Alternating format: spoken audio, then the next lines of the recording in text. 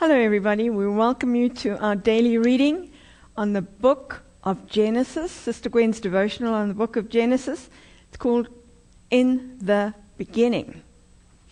Today is March the 4th. Let God choose for you. Our scripture reading is Genesis 13, verse 9b to 13. If thou wilt take the left hand, then I will go to the right. Or if thou take the right hand, then I will go to the left. And that's Genesis 13, verse 9b. Abraham had every reason to dispute with Lot. God had not called Lot to this land of Canaan. He had called Abraham. It was only out of the goodness of his heart that Abraham had even bothered to take Lot along with him. Lot was always a hanger-oner. He had taken advantage of Abraham's kind and generous heart from the beginning. Twice we read how God led Abraham, and then it adds, and Lot went with him. He was like so many who join themselves to you only because it is to their advantage, and not because they have your vision or calling. Watch out for them, because in the end, they will give you trouble. Lot was not alone to blame. His wife was the reason for much of his trouble. She was a woman who found it hard to obey the will of God, a woman attached to the world. Later, she would lose her life because of these weaknesses. But for now, Lot had become very wealthy. He knew how to wheel and deal, and he took advantage of every opportunity to acquire wealth. Then Lot chose him all the plain of Jordan, and Lot journeyed east, and they separated themselves, the one from the other. That's Genesis 13, verse 11. And verse 13 writes, Now the men of Sodom were wicked, and sinners against the Lord exceedingly. Abraham let Lot have the first choice. He was willing to take the second best. He knew when he did it that Lot would take the most fertile land.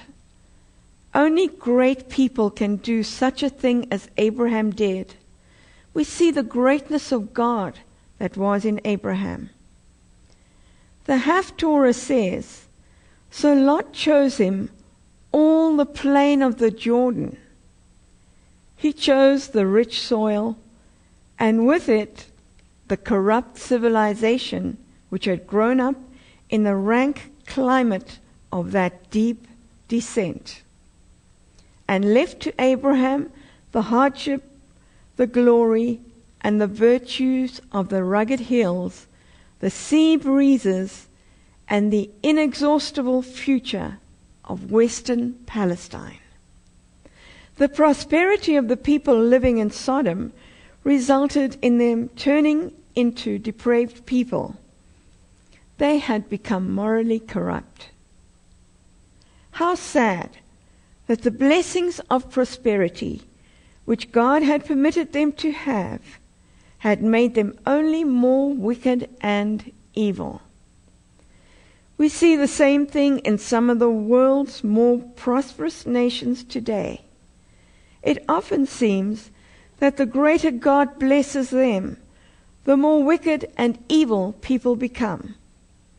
Prosperity never brought anyone closer to God.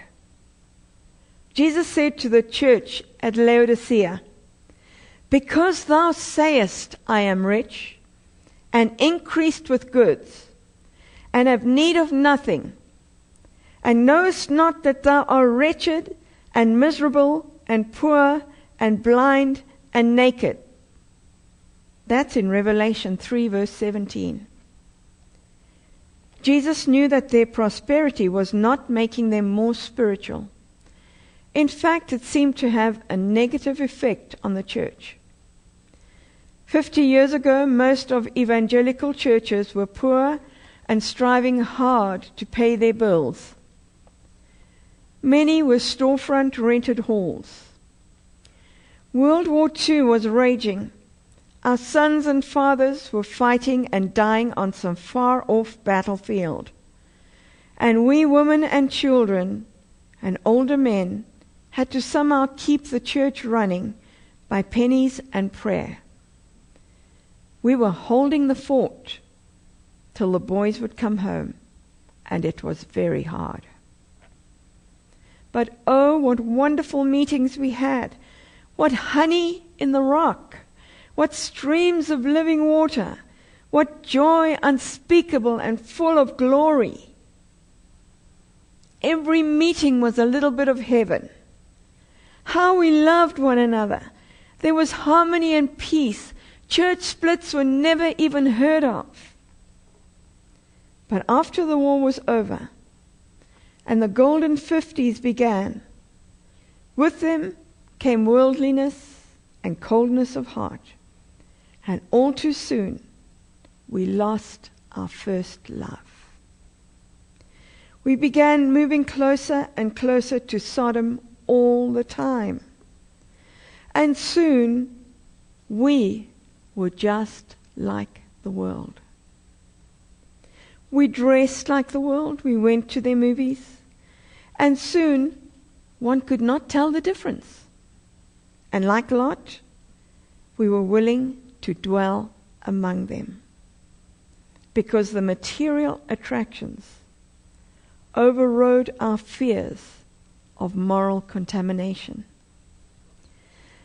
But there were a few among us, like the wise and righteous Abraham, who stayed in the rugged hills where the sea breezes blew across our tents and the sunshine of God's glory and his approval was mingled with the hardship and loneliness of a life that is separated from worldly companions, friends, and relatives.